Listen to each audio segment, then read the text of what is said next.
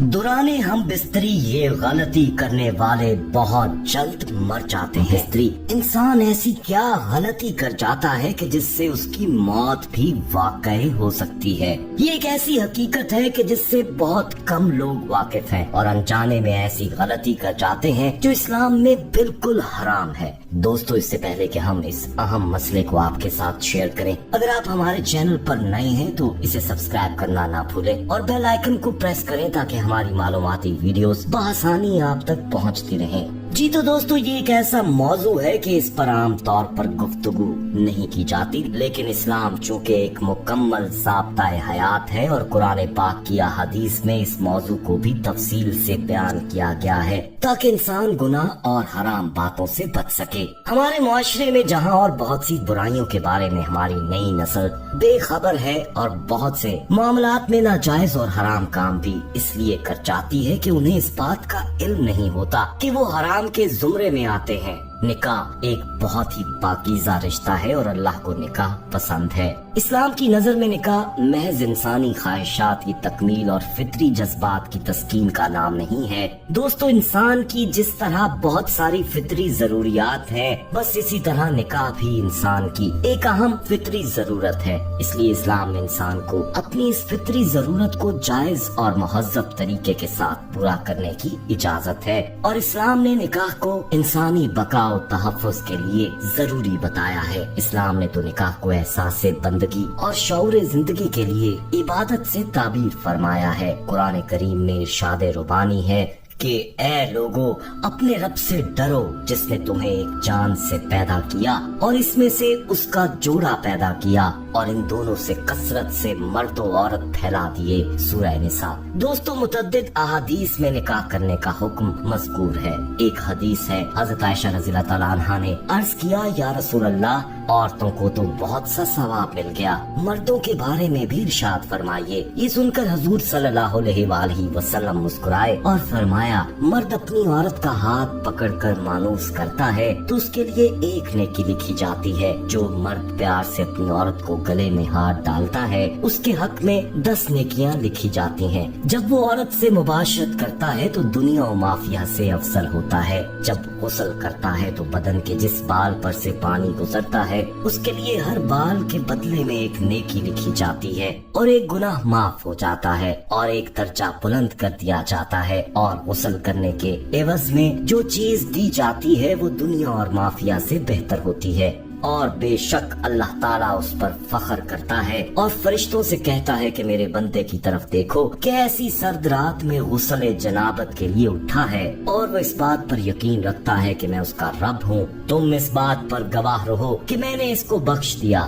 دوستو، اسی طرح اور بھی احادیث میں نکاح کے متعلق فضائل بیان کیے گئے ہیں اور نکاح نہ کرنے پر وعید بھی بیان کی گئی ہے، جو ہم آپ کو اس ویڈیو میں دکھائیں گے۔ مگر پہلے ہم آپ کو یہ بتا دیں کہ بیوی کے ساتھ ہم بستری کب حرام ہو جاتی ہے اور ہم بستری کرنے سے کیا نقصان ہوتا ہے۔ دوستو، حالت حیض میں بیوی کے ساتھ ہم بستر ہونا جائز ہے، مگر دخول حرام ہے۔ قرآن مجید میں اللہ تعالیٰ ارشاد فرماتے ہیں، اور آپ سے حیض یعنی ایام ماہواری کی نسبت سوال کرتے ہیں، فرما دیں وہ نجاست ہے، سو تم حیض کے دنوں میں عورتوں سے کنارہ کش رہا کرو، اور جب تک وہ پاک نہ ہو جائیں ان کے قریب نہ جایا کرو، اور جب وہ خوب پاک ہو جائیں تو جس راستے سے اللہ نے تمہیں اجازت دی ہے ان کے پاس جایا کرو۔ بے شک اللہ بہت توبہ کرنے والوں سے محبت فرماتا ہے اور خوب پاکیزگی اختیار کرنے والوں سے محبت فرماتا ہے۔ دوستو، اس آیت کی وضاحت حضرت انس رضی اللہ تعالیٰ عنہ کی اس روایت سے ہوتی ہے جس میں وہ بیان کرتے ہیں کہ یہودیوں میں جب کوئی عورت حائضہ ہوتی تو وہ اس کو اپنے ساتھ کھانا کھلاتے اور اپنے ساتھ گھروں میں رکھتے۔ صحابہ اکرام رضوان اللہ علیہم اجمعین نے رسول اللہ صلی اللہ علیہ وآلہ وسلم سے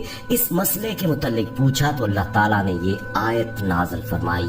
یہ آپ سے حیض کے بارے میں سوال کرتے ہیں، آپ فرمائیے کہ حیض نجاست ہے، اس لیے ایام حیض میں عورتوں سے علیحدہ رہو۔ رسول اللہ صلی اللہ علیہ وآلہ وسلم نے اس کی تفسیر میں فرمایا، جمع نہ کرو، باقی تمام معاملات میں عورتوں کے ساتھ مشغول رہو۔ دوستو، یہودیوں کو جب یہ خبر پہنچی تو کہنے لگے، یہ شخص ہر بات میں ہماری مخالفت کرنا چاہتا ہے۔ یہ سن کر اسید بن حزی اور عباد بن بشر آئے اور کہنے لگے یا رسول اللہ، جب یہودی ہم کو اس طرح کے طعنے دیتے ہیں تو پھر ہم ایام حیض میں اپنی عورتوں سے جمع ہی کیوں نہ کر لیا کریں۔ یہ سنتے ہی رسول اللہ صلی اللہ علیہ وآلہ وسلم کے چہرے کا رنگ متغیر ہو گیا اور ہم لوگوں نے سوچا کہ رسول اللہ صلی اللہ علیہ وآلہ وسلم ان دونوں سے ناراض ہو گئے ہیں۔ وہ دونوں ڈر کر مجلس سے اٹھ کر چلے گئے۔ اسی اثنا میں رسول اللہ صلی اللہ علیہ وآلہ وسلم کی خدمت میں دودھ کا ہدیہ آیا۔ رسول اللہ صلی اللہ علیہ وآلہ وسلم نے ان کو بلا کر دودھ پلایا۔ تب ہمیں معلوم ہوا کہ رسول اللہ صلی اللہ علیہ وآلہ وسلم ان سے ناراض نہیں ہوئے تھے۔ دوستو، ایام حیض میں اپنی بیوی سے جمع کرنا حرام ہے، جیسے حضرت ابو ہریرہ رضی اللہ تعالیٰ عنہ سے روایت ہے کہ رسول اللہ صلی اللہ علیہ وآلہ وسلم نے فرمایا، جس نے حیض والی عورت سے قربت کی یا عورت کی دبر میں دخول کیا یا کہن یعنی غیب دانی کے دعوے دار کے پاس گیا اور اس کی بات کی تصدیق کی یعنی سچا یقین کیا، تو وہ اس تعلیم سے بری یعنی لا تعلق ہو گیا جو اللہ تعالیٰ نے محمد صلی اللہ علیہ وآلہ وسلم پر نازل فرمائی۔ دوستو، بعض روایات میں درجہ ذیل الفاظ آئے ہیں کہ اس نے شریعت محمدیہ صلی اللہ علیہ وآلہ وسلم کا انکار کیا۔ ایک حدیث مبارکہ میں سیدنا عبداللہ بن مسعود رضی اللہ تعالیٰ عنہ سے روایت ہے کہ حضور نبی اکرم صلی اللہ علیہ وآلہ وسلم نے فرمایا، اے جوانوں کی جماعت، تم میں جو شخص خانہ داری یعنی نان و نفقہ کا بوجھ اٹھانے کی قدرت رکھتا ہو اس کو نکاح کر لینا چاہیے، کیونکہ نکاح کو نگاہ کے پست ہونے اور شرمگاہ کے محفوظ رہنے میں خاص دخل ہے، اور جو شخص قدرت نہ رکھتا ہو اس کو روزہ رکھنا چاہیے۔ دوستو، دوسری حدیث مبارکہ میں ہے کہ حضور نبی کریم صلی اللہ علیہ وآلہ وسلم نے ارشاد فرمایا کہ جب بندہ نکاح کر لیتا ہے تو آدھا دین مکمل کر لیتا ہے، اب اس کو چاہیے کہ نصف دین میں اللہ تعالیٰ سے ڈرتا رہے۔ اس طرح دوستو، مختلف حدیث میں شادی نہ کرنے پر وعید آئی ہے۔ ایک حدیث میں مذکور ہے کہ جو شخص باوجود تقاضائے نفس و قدرت کے نکاح نہ کرے وہ ہمارے طریقے سے خارج ہے، کیونکہ یہ طریقہ نصارہ کا ہے کہ وہ نفس نکاح کو الا اللہ سے مانے سمجھ کر اس کے ترک کو یعنی نکاح نہ کرنے کو عبادت سمجھتے ہیں۔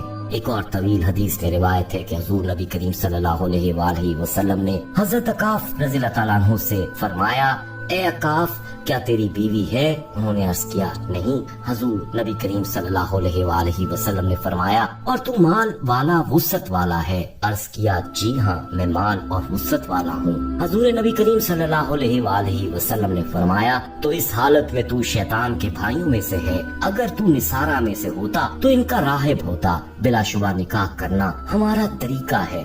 تم میں سب سے بدتر وہ لوگ ہیں جو بے نکاح ہیں، اور مرنے والوں میں سب سے بدتر وہ ہیں جو بے نکاح ہیں۔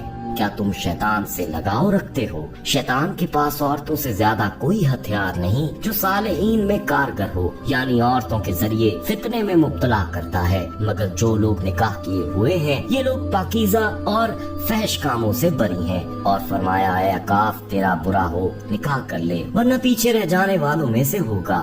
دوستو، جب کوئی شخص اپنی بیوی سے ہم بستری کرتا ہے تو اس پر اجر و ثواب حاصل ہوتا ہے، کیونکہ اس نے حرام کو چھوڑ کر حلال کو اختیار کیا ہے۔ جی تو دوستو، یہ ہے وہ شریعت اسلامی کے وہ احکامات جو مسلمانوں کو پاکیزہ زندگی کی ترغیب دیتے ہیں۔ اللہ ہم سب مسلمانوں کو عمل کی توفیق عطا فرمائے، آمین۔